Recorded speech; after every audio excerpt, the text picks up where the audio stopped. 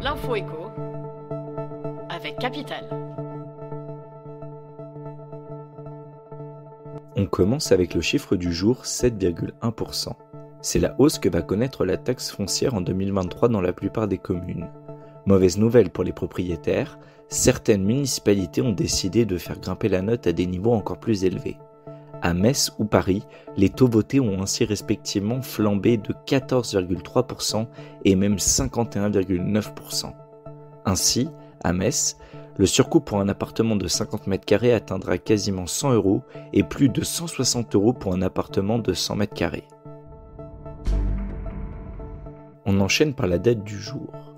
Le 18 septembre s'ouvrira le cycle de discussion entre le ministère de la Transformation et de la Fonction publique et les organisations syndicales. Très attendu, le chantier de la réforme des rémunérations et des carrières sera au programme de cette semaine de rencontre entre les syndicats et le ministre Stanislas Guerini. Parmi les sujets en discussion, la rénovation des grilles indiciaires, la rémunération au mérite ou encore la revalorisation du point d'indice dans la fonction publique. On poursuit avec la mauvaise nouvelle du jour. Depuis juillet, une nouvelle mention apparaît sur les fiches de paie, le montant net social. Cette mesure est censée simplifier le versement des prestations sociales. Or, la prise en compte de ce revenu dans le calcul du RSA et de la prime d'activité devrait conduire à une baisse, voire une perte, de droits pour certains allocataires. Explication sur capital.fr. Et pour conclure, l'info pratique du jour concerne les jeunes ayant décroché un contrat d'apprentissage ou de professionnalisation.